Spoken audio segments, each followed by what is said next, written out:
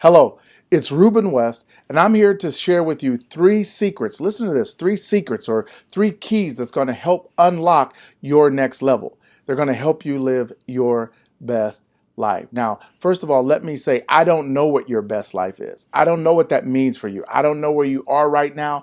I don't know what you've done so far in your life, but here's what I know when I look back over my life.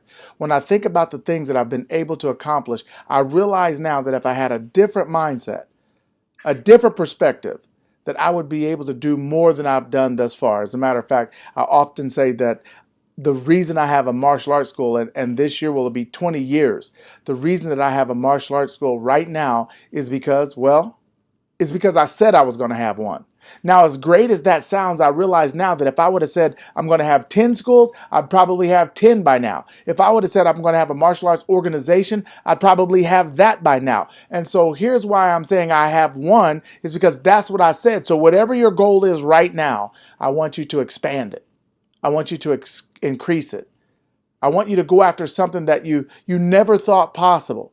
I want you to go after something that people would doubt that you would, when you said it, they'd say, hey, you know what? You're crazy. I don't believe that. You won't be able to do that. It's okay. Guess what? No matter what you say you're going to do, people are inclined to tell you that you can't do it. And so you might as well say something that's going to blow them away once you achieve it. Now, I'm going to give you these three principles, and I think that if you apply these three principles, there's no question that they will help your life. You know why? Because they help my life. And so here's the first thing, and I want you to write this down. Choose action over motivation. Write that down. Choose action over motivation. Well, Ruben, when you say choose action over motivation, what are you saying? Here's what I'm going to tell you. There's going to be times in your life when you're going after what you want, and you're not going to feel like it. As a matter of fact, you're going to think about all the reasons that you don't feel like it. We all have good days. We all have bad days. We all have ups. We all have downs. That's all a part of life. But if you're going to be successful, you have to realize that a lot of times you won't feel motivated. A lot of times you won't want to do it. A lot of times you won't feel like it's something that you should invest in right now, but that doesn't make a difference. You have to choose action. I want you to write this down. Dr. Clarice Fluid said, champions live differently than ordinary people. I'm going to say that again and make sure you write this down. She said, champions, people that are at the top of their game, they're at the top of business, they're at the top of their companies, they're at the top of their lives. She said, champions live differently than ordinary people. Why does she say that? You know why? Because champions choose action over motivation. I remember watching Muhammad Ali, and they had a movie called Ali. And I would watch him box, and I would watch him in the gym, and I'd watch him do these news reports. And at that point in time, I just became fascinated with him because his life was so much more than I knew about. And so I started researching him. And when I researched him, I also came across some quotes that he had written or he had said throughout his time. And some of them were so profound when I actually got a chance to hear what he was actually saying. And one of the things he said is, he said, I hated every moment in the gym. You know, they used to show videos of him skipping rope in the gym and doing shadow sparring in the gym and boxing on the heavy bag and skipping around the rings in the gym and working out with other partners in the gym. You know what he said? He said, I hated every moment in the gym, but I said, suffer now and live the rest of my life as a champion. And so what does that mean he was doing? That means that he was choosing to live differently than ordinary people. See, most people only do the things they like doing.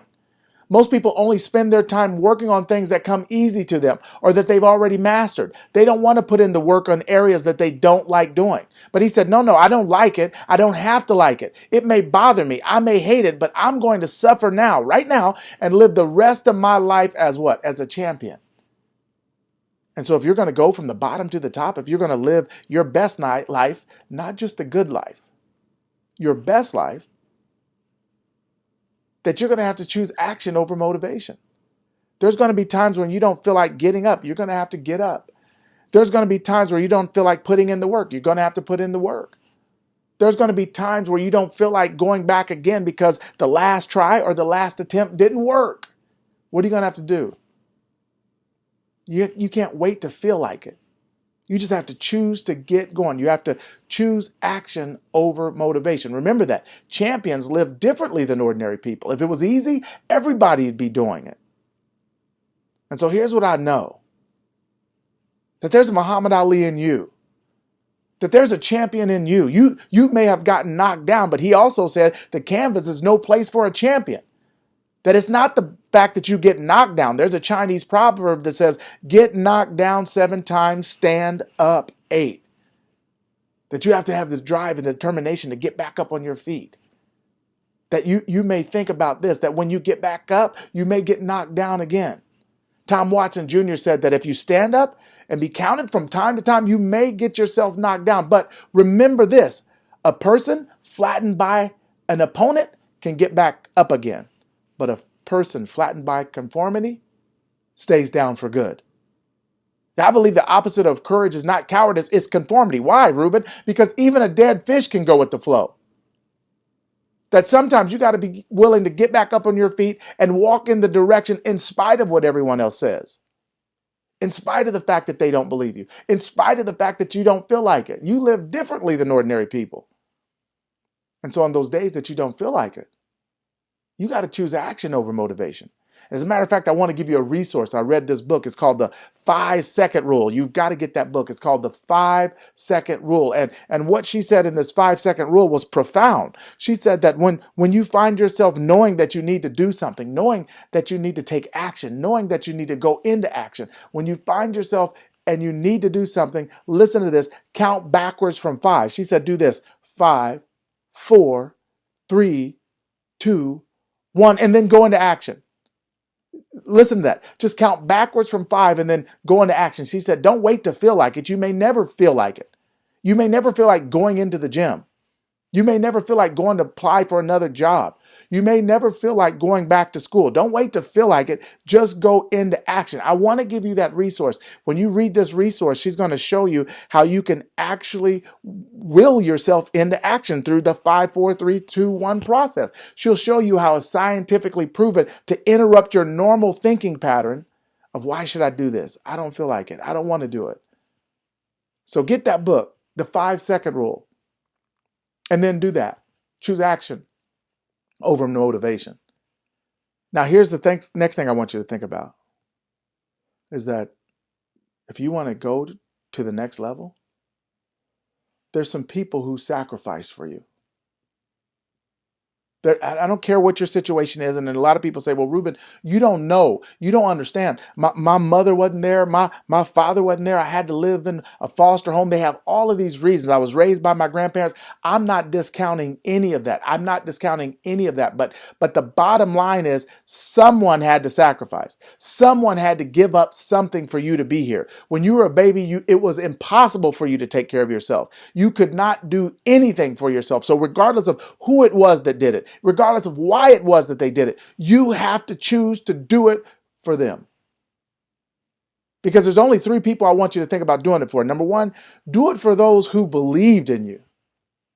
That every once in a while we come across people who see something special about us, who see something different in us, who see something motivating in us. And they just support us. They just say, hey, wait a minute. If you're willing to get back up on your feet, if you're willing to try, I think you could do it. I believe in you. I was just in Atlanta, Georgia, filming a TV show, and it was featuring these co-authors of this book I just wrote, Live Your Best Life, Answer the Call. And one of the stories is so amazing. It's a story of this young man from Piqua, Ohio. His name is Jeff Marconet Jr. And here's a guy who was minding his own business. He was an avid, listen to this, an avid BMX biker, which means that he said he rode his bike 24/7, 365. He could go off curbs and go off stairs and jump over rails and do all these things. He had perfected the ability to ride this bike. He said he loved it. And then he said he was in school going to lunch, a junior in high school. He was at a stoplight waiting. In the meantime, he was changing the tape or CD. The guy behind him honked because the light had turned green. But since the light was green, he knew what to do. It meant go. He pushed on the gas. He went out in front of the intersection. And just then, there was a semi coming the other direction who had a red light, which meant stop. It had a red light. But instead of stopping, he was trying to make the red light. and he T-boned Jeff. And Jeff said that became his 2.5-month second. Let me tell you what he meant by that. He said in that moment, everything went dark. That he doesn't even really remember it. But for 2.5 months, he was in a coma. And it happened in 1 second. And check this out. When he awoke, they told him, Jeff, I don't know if you remember it, but you were in a car accident. And your car is totaled. You were hit by a semi. And we have some good news and we have some bad news. And the good news is you're here. The good news is you've been in a coma for 2.5 months, but you woke up. The good news is you're here now. You can at least hear us now. The good news is we're all around you and we can tell you that we still love you and we still care about you. And we are glad that you made it. That's the good news. But what was the bad news? And if you would have been standing in that room, that hospital room, when the doctors look at Jeff, you would have heard them tell him, we don't think you're ever going to walk again. Riding a bike, that's out. No. You probably will never walk again. And that's okay because plenty of people live great lives. They live productive lives. Even though they can't walk, you'll probably never walk again. But the good news is you're alive. And now the reason I'm telling you this is a lot of times people try and get you to settle for what you already have. They try and get you to settle for, and watch this, an okay life. That even if you have to live it at the bottom, it's okay because you're still living it. They told Jeff, look, Jeff, at least you're alive. But there was something about Jeff. That he could accept the fact that he was hit by a semi. He could accept the fact that it was of no fault of his own. He could accept the fact that he had been in a coma for 2.5 months. He could accept all of that. But you know what he couldn't accept? You know what he said? Wait a minute. I know that's what you think, but I think something different. I think that I'm going to get back up on my feet again. I think that I'm going to walk again. I think that I'm going to get out there and try. And so I accept the fact that you don't think I'm going to be able to do it. But you know what?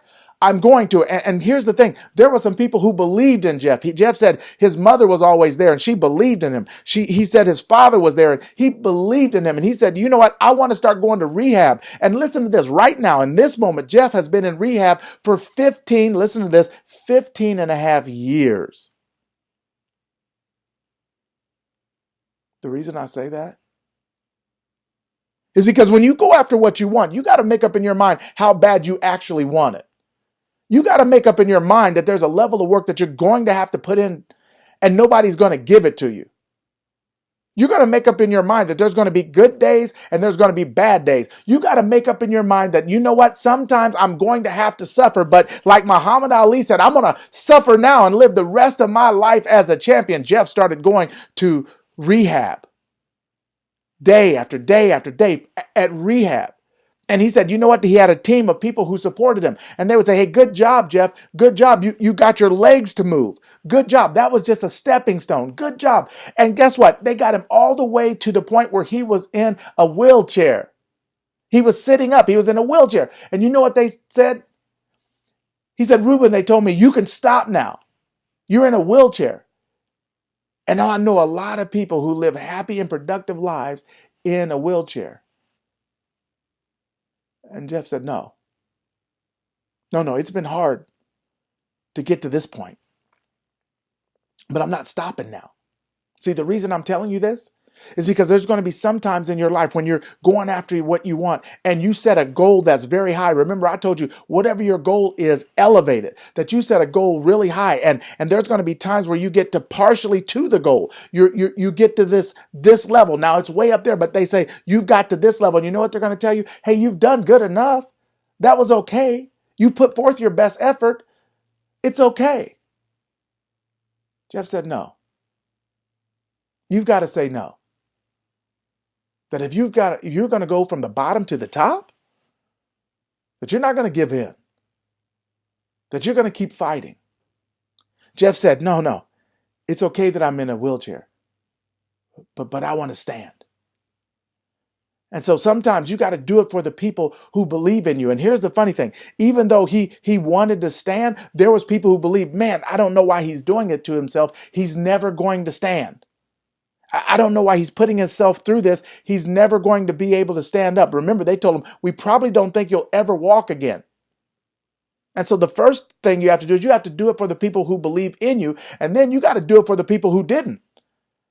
Frank Sinatra said the best revenge is massive success. There's going to be people who tell you what you can't do, what you can't be, and what you can't have. But here's what you got to do. You have to put all of that out of your mind, because what they say does not determine what you're capable of doing. And so Jeff said, I know. I'm in this wheelchair. That's cool. But I want to stand. And so he kept going back to rehab. He kept going back to rehab. He kept being around people who believed in him and told him, hey, Jeff, just try and get up. Let's help you up out of the chair. Let's start to build your muscles again. You've been in a coma for 2.5 months, and some of your muscles have wilted away. Let's get you moving again. Let's get you mobile again. We'll even help you stand up. And he said that they actually got him to stand up, and they were trying to get him to take the first step and then get him to take a next step. And even though he was taking the steps, he was taking the steps with him. But that wasn't enough for Jeff. No. He said, I want to stand on my own. He wanted to stand on his own. And listen to this. He got to the place where he could walk with a walker. Somebody say victory. He got to the place where he could walk with a walker. Listen, they told him he would never walk again. They told him, no, standing up for you again by yourself, that's never going to happen. But Jeff, he didn't accept what they said. And you don't have to accept what they say. That sometimes what people tell you, that's their opinion. Doesn't mean anything for you. It only matters what you accept. Listen to this, write this down. It's not what you hear, it's what you listen to. I'm going to say that again. It's not what you hear, it's what you listen to. There's going to be people who tell you all kinds of things, and you don't have to listen. You get the opportunity to choose who you want to listen to. And for Jeff, there was an inner voice. There was a champion in Jeff. He decided to live differently. He decided that it didn't matter what they said about him, what he could do or what he could be. He decided, wait a minute, they don't get to determine that for me. See, that's what I like about you listening to me right now, because no matter what they said, they don't get to determine that for you. That there's a level of faith in you, there's a level of confidence in you, there's a level of power in you that if you decide to use it, no one could tell you what you're capable of. And so Jeff started going back to rehab. This time, he wasn't in a wheelchair. No, this time he was on his walker. And they had told him, they said, Jeff, you know, you're on your walker. Many people live happy and productive lives with a walker. No, he said, no, that's not good enough for me. That I want to go back to rehab. I want to walk unassisted. And so sometimes you got to draw your line in the sand. You got to know that you know that you know. But you know why some of us don't do it? Because we're used to people letting us off the hook. We're used to people telling us, it's okay, you did your best. This is okay. Nobody would blame you. Nobody would have blamed Jeff if he was walking with a walker. He went from being in a coma for 2.5 months, then in a wheelchair, and now on a walker. No one would blame him if he didn't go to the next step. No one would blame him if he said, okay, I'm comfortable with walking on a walker. But no, there was something in him. He said, look at everybody else walking. If they're walking, why can't I walk? Listen to this. That sometimes you have to make up your mind. Sometimes you have to wake yourself up to possibility. See, the reason I told you to go after an extremely high goal is because once you go after it, you'll bring some things out in you that you didn't even know you had. That you can't listen to what other people say when they tell you you can't do it. Listen to this. Write this down. I heard this quote. It was amazing. It said, it's hard to make up your bed while you're still sleeping in it. It's hard to make up your mind for the same reason. Wow. He said it's hard to make up your mind when you're still sleeping in it. When you haven't opened up your mind and woken up to the possibilities of what's possible for your life, it's hard to make up your mind to commit to do something. Not for Jeff. He said, I want it. You got to write down, I want it. I'm going to have it no matter what. Jeff went back to rehab. He's going back to rehab. He's using his walker. And guess what? After a while longer, and it took a while, remember I told you he's been in rehab right now for 15 and a half years. But you know what? Jeff is walking without a walker. Jeff is walking unassisted. Listen to this. He went from being in a coma for 2.5 months to then being in a wheelchair, to then being on a walker, then he used a cane, then he went all the way to walking unassisted. And they said, Jeff, you finally made it. Listen, you've probably got to some levels in your life where you're looking at yourself and say, wait a minute, I finally made it. I mean, I got a chance to start several companies and several businesses and made this money and had a beautiful family. And it's easy for me to look now and say, I finally made it. But let me tell you what, champions live differently than ordinary people. Jeff said, I haven't made it. This isn't good enough for me. And said, Jeff, what are you talking about? You were in a wheelchair. You got out of that. You were on a walker. You made it out of that. You used a cane. You made it from there. Now you're walking unassisted. What do you mean you haven't made it? Jeff said, I want to run. Listen, Jeff is committing his life to living it at the top.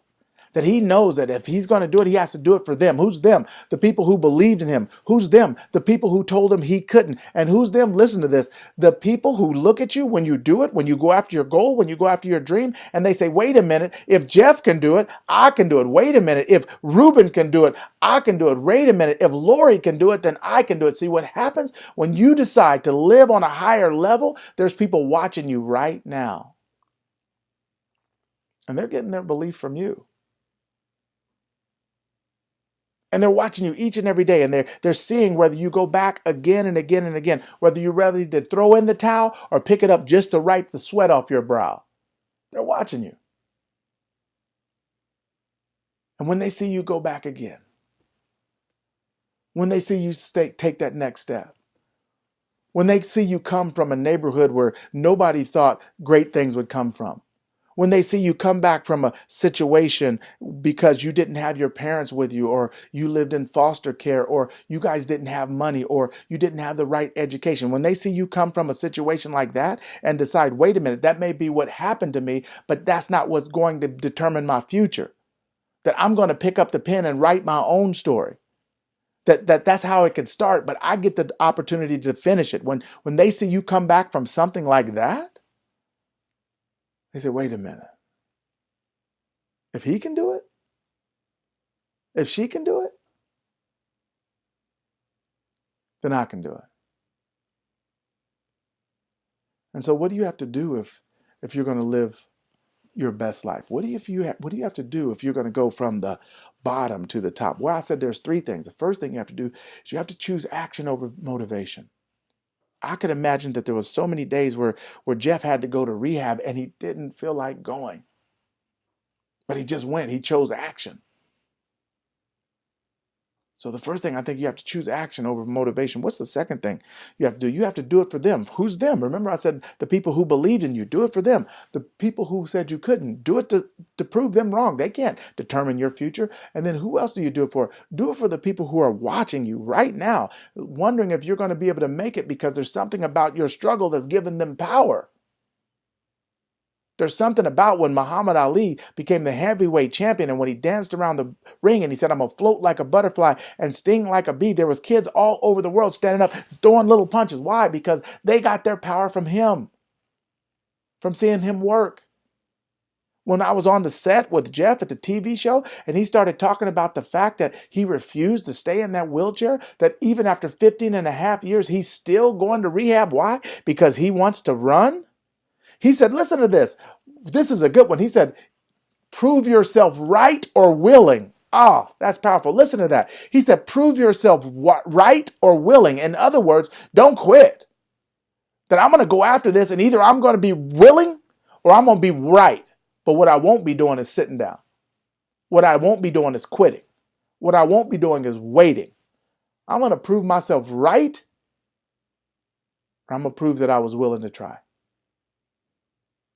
And then here's the last thing. That if you're going to live life on top, that if you're going to live your best life, you have to realize one thing, and that is there is no they. Write that down. There is no they. I remember when I wanted to start that martial arts school, and I realized it was a passion of mine. When I thought about it, I realize now, looking back, that it was just up to me. That it wasn't going to come down to whether they let me. It was going to come down to who was going to stop me. It wasn't going to come down to what they gave me or what they tried to take away from me or what they blocked me. No, there is no they. It's going to come down to you. Whatever you want, in order for you to be the champion, and whatever the champion means to you, that may be in your relationship, you're the champion. It may be the fact that you reach some kind of health goal, then you become the champion. It may be the fact that you create some kind of business, then you become the champion. Maybe the fact that you go work with youth or elderly, whatever it is, you become the champion. Whatever becoming the champion means for you, there's no they. Nobody's going to do it for you. Nobody's going to make you do it. You got to decide in your own heart and in your mind that there's something in me. And this something in me, watch this, is the same something that Muhammad Ali had in him. It was a level of drive and determination and commitment that kept him coming back again and again. And guess what? You're made the same as he was. You have the same thing in you. Now, you don't have to activate it. You don't have to use it, but it doesn't mean that it's not there. I heard a quote that said, facts do not cease to exist because they're ignored. What do you mean by that, Ruben? What I'm telling you is it's in you right now. Now, you can ignore it, but it doesn't mean it's not there. That you have comeback power. You have bounce back power. That you can go from the bottom all the way to the top. You don't have to live life, and you don't have to live the good life. You can live your best life. That's what Jeff said. Wait a minute. I'm getting back up on my feet again. I may be on my back right now, but this is temporary. That I'm going to fight for what I want. That if it takes me 15 and a half years and I'd have to still be fighting, guess what? I'm going to do it. You know why? Because I'd rather suffer now and live the rest of my life as a champion. Yeah. There's something in you that will allow you to come back again and again. It's the same thing that Jeff had. It's the same thing that Muhammad Ali had. It's the same thing that I discovered that I had. When I wanted to start that martial arts school, I realized there is no they. There'll be people that'll help me out once they see how hard I'm working. There'll be people who will come and assist me once they see that I'm committed, once they see that I'm for real. But here's what happened. If you just tell people about it, if you just talk about it, nobody's going to help you. You know why? Because people get tired of lip service. Yeah. They get tired of people who are always talking about what they're going to do one day, what they're going to do. Listen to this. Someday, what they're going to do when everybody lets them, what they're going to do once they get all of their ducks in a row. Listen to this. This is powerful.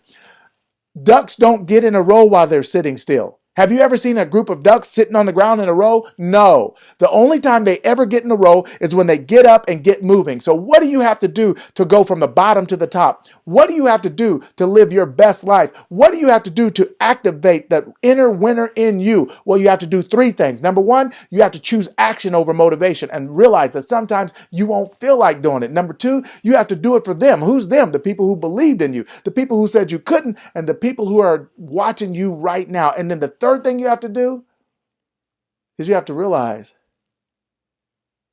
that there is no they. That it's only you. And the good news is you're more than enough. Listen, I believe in you. I believe there's a Jeff in you. I believe there's an inner winner in you. And I believe that all you have to do is activate it. Using three things. Choose action over motivation. Do it for them. And then realize there is no they. You only get one life to live. You don't have to live it at the bottom. You can live it at the top. You only get one life to live. But you create the life that you live. You only get one life to live. So do what? Live your best life. And do it now. Why? I told you why. Because you only get one. I'm Ruben West. If you want to reach out to me, you can go to my website. It's rubenwest360.com. Or if you want to reach me on social media, I tell you what, just go to my Facebook page. It's Ruben West, RubenWest. I'd look forward to hearing from you. But here's what I want you to know, that I believe in you, that you can live life at the top. And since you only get one life to live, live your best life.